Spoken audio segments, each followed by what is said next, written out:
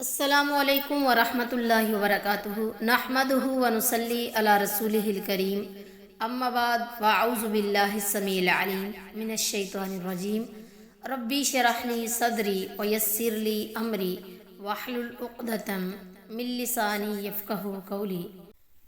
آج کی اس ویڈیو میں ہم سورۃ البقرہ کی آیت نمبر 55 اور 56 کا ترجمہ اور اس کی تفسیر پڑھیں گے۔ اعوذ باللہ من الشیطان الرجیم، بسم اللہ الرحمن الرحیم۔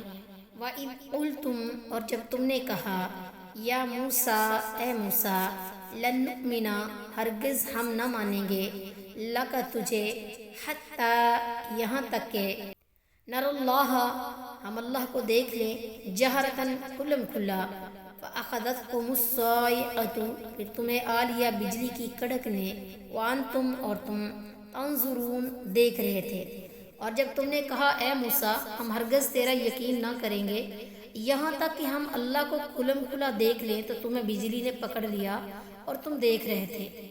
اکثر مفسرین کا کہنا ہے کہ یہ بات کہنے والے وہ 70 آدمی تھے جن کا سورہ اعراف آیت نمبر 100 میں ذکر ہے، جنہیں موسیٰ علیہ السلام نے اللہ تعالیٰ کے مقرر کردہ وقت کے لیے چنا تھا۔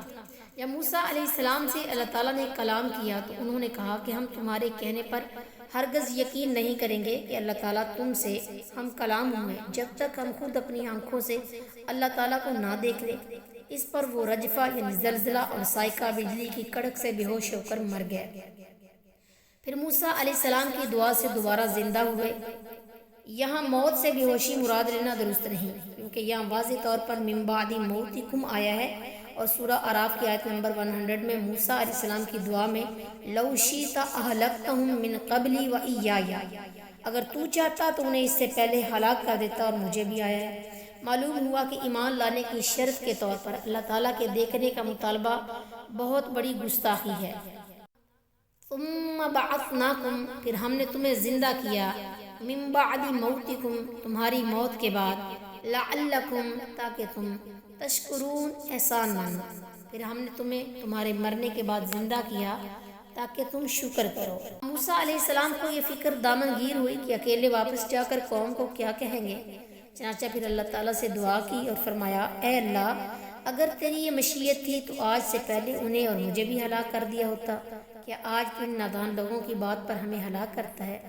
چنانچہ اللہ تعالیٰ نے موسیٰ علیہ السلام کی دعا قبول فرما کر انہیں از سر نو زندہ کر دیا۔